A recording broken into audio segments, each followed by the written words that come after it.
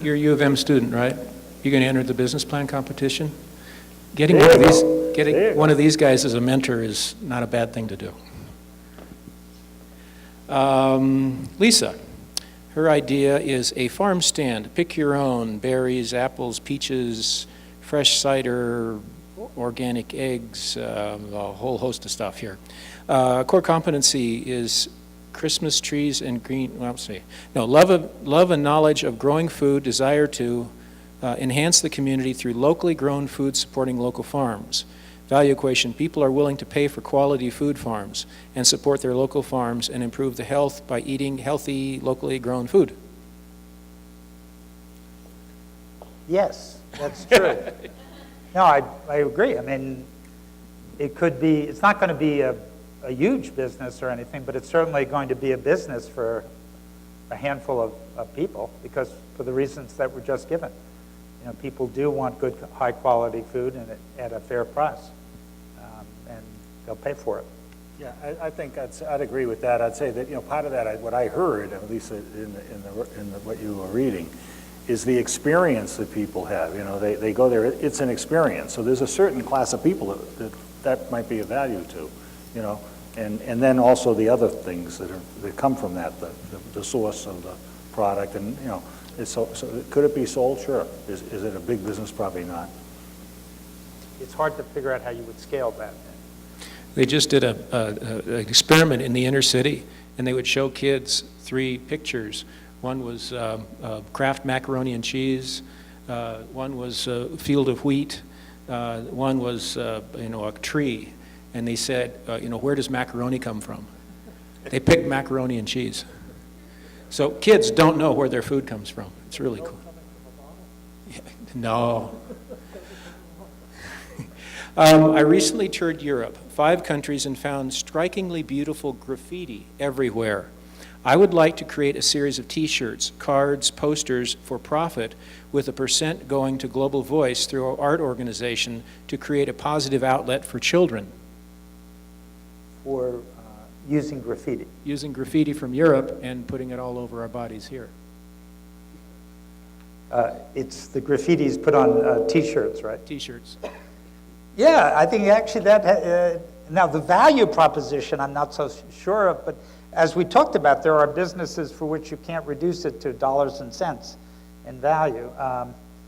But that's it, at least it's an interesting and unique idea.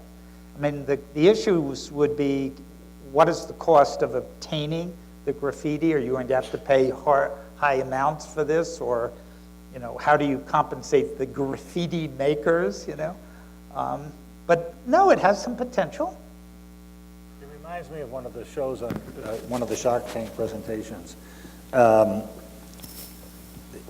where a woman had, because she had a baby and had gone through a pregnancy and got tired of walking into, every time she went somewhere, and as, you know, her shape changed, people would always ask her, what month?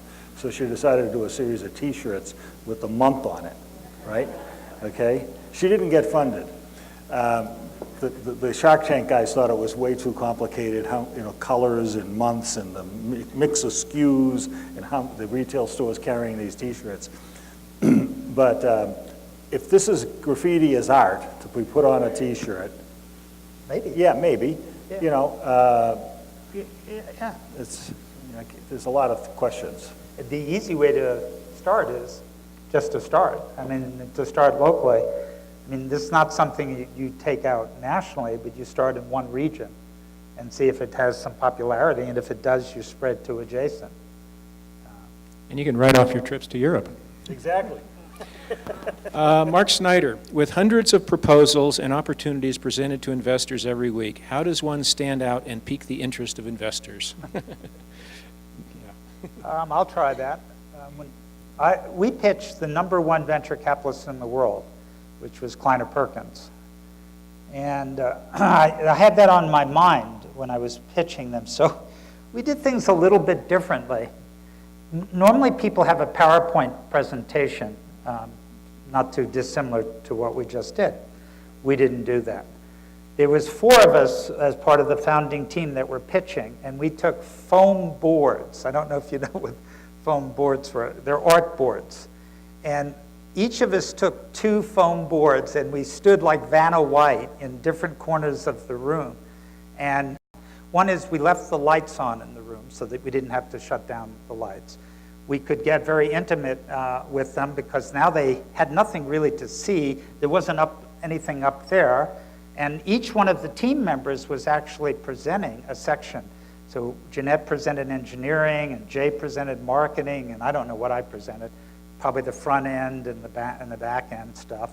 But each of us was presenting.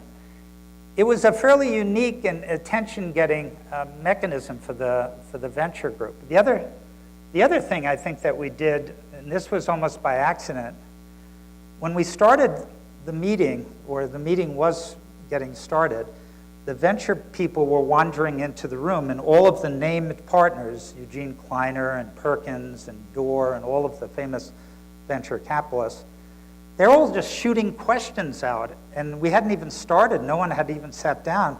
So my instincts, which were from the Bronx, in New York City, said to say to them, I said, why don't you all just sit down and be quiet? And then when we get set up, we'll tell you we're ready, and then we'll present. And apparently that had a really amazing effect on the audience, because they apparently had no one ever had done this to them. And apparently this was a little game that they played. They'd start shooting questions at the poor CEO and his team before they had even set up. They barely were up on the stage. And by telling them to sit down and be quiet, and I'd tell them when we were ready, they actually enjoyed that. I could see little smiles on the face. So I don't know. They have a whole unique way of testing you. One of the venture capitalists, when we walked into the presentation, took everybody into separate rooms. They didn't even let us present. They just pulled the team apart and put them in separate rooms and queried them separately and then brought them out. And then they said, we like what we hear. I said, you didn't hear anything. We didn't present it. He said, oh, we got everything. So they had a way of just decomposing everything and seeing whether the team could hold up on their own. Not just me hold up on mine, but each one of the team members. I don't know if that answers it, but it's an attempt. I think there's a couple of things. Don't get too cutesy. I know, and I don't mean to contradict Rob here, but sometimes some people get too cutesy with it, and that can backfire in spades. Okay, these guys are professionals. If you have a kind of a business that you want to present to somebody like that, they can see through a lot of this stuff real fast. I mean, they're looking. First and foremost, you better have your elevator pitch, and the plan. Everything should be on one piece of paper. Hopefully, the whole business. You should be able to explain it in a few seconds what your business is. If you can't do that, you're probably not going to get. You're not even going to get an interview. I had a story of a guy that used to work for me at Apple when I was in charge of the Newton division for a short period of time. And after I left Apple and he left Apple, he came to me with a business proposition. And he actually had started a company with a Chinese fellow who had spent most of his life in a Chinese labor camp. So this was an interesting story. And they had an idea for setting up online meetings. And when I got involved in it, they were looking for me to go on the board and all this stuff, and they needed capital. And they were selling it as packaged software. Convinced them to put it as a service, an online service instead of packaged software. Went to Kleiner Perkins, to the same people that Rob went to, with the business plan, counseled his team all the way through it. The trouble is, the guy that headed up the company hated venture capitalists. He really didn't believe in venture capitalists, but yet he knew he needed money. Well, let me tell you, his presentation showed that, okay? And Kleiner Perkins did not fund the company. Now, he eventually got funded. That company was WebEx, and it got acquired by Cisco. But, it's interesting what happens. I mean, they're looking for leadership. Again, some of those other things we talked about in the CEO, they look at the plan that some of the things I covered that Dan talked about, they're looking for certain things that click. It's almost like they can do it without even reading. You just hear a few things, and if the filters go through, boom, boom, boom, boom, boom, boom. Some of the things you're doing to us today, that's what we're doing. We're quickly filtering this stuff and saying, hey, okay, hey, yeah. So, Another venture capitalist is Greylock, who's a prominent Boston firm. They did the following for a test, and you'd never figure this test out. There was a meeting going on, and they'd ask a question, and I had a rule with my team that I was the quarterback during the whole thing, so they were to pause before trying to jump in and answer, look to me, and I would assign whoever was going to ask. So I'd assign this to the marketing guy, or I answered it actually a couple of times. After I answered it, the person would ask the same question all over again about 2 minutes ago. And it's like the first time that happened, I thought it was rather odd because we had already answered the question. But then it happened the second time, and a third time, and a fourth time, and a fifth time. So this is pure instinct, okay? I can tell you this, because I stopped the meeting. I asked the venture people to leave the room, except for the one guy. I asked my team to leave the room, except for me. And then I sat with the one guy who is a knight now in England, Sir Roger, and is a major investor in a lot of companies. And I said, I really don't care if you invest in us or not, but you're not going to keep disrespecting me the way you're doing. I've already answered your question. You don't need to ask it 5 times more. And he was very British, very taken back, and he basically said, well, thank you for that, and I won't do that anymore, I promise you, and I'll conduct myself much better for the rest of the meeting. And then we called everyone in, we finished the meeting. My team absolutely thought we had punted on this one, thanks to Rob. But in fact, it was exactly the reverse, because that little interaction, he was the most senior member of the Greylock team. Apparently, years later, he told me that was the defining moment for them making the investment. Now, go figure. How do you figure this out, huh? But because there was no way I could plan for any of this. I was just doing it on pure New York City Bronx boy instincts. I had no way of actually knowing that actually they had planned this. And they told me later on all of the little things that they had planned. And they're very, very clever. They're very clever at actually testing the CEO or the proposed CEO and testing the individual members. And you don't even know it's a test, actually, when it's going on. It's pretty amusing. Yeah. It's a difficult filter, as Joe said, to get through. I think if people had told me what the filter was, I probably would have cried at the time. Yeah, and it's very subjective from firm to firm.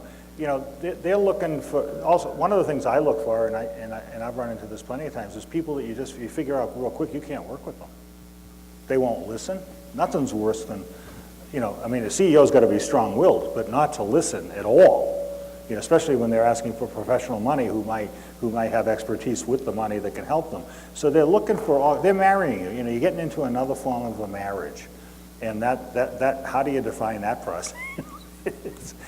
There's a lot of things that go on there. I had a different experience with Kleiner Perkins.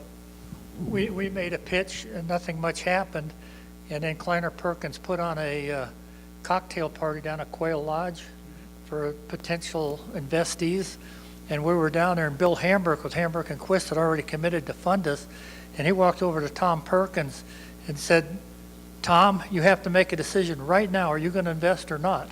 He said, if you don't, the next deal you have, we probably won't invest. And it turns out that was good.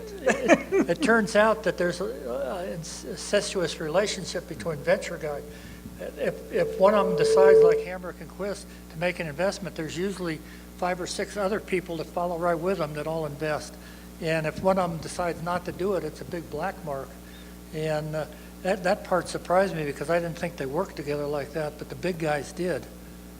You got to convince that one first person, though. If you convince somebody, they'll convince somebody else for you. I've heard the term lemmings. Well, I'm not saying that. I don't think we're really saying lemmings, but Well, but they, look, I understand. I would. That happens when people are greedy and they just want to jump. But there's enough respect among people who have proven themselves that if they miss something and somebody they respect tells them, hey, look at this thing, then maybe they want in on it. It's that kind of thing. It's funny how it builds,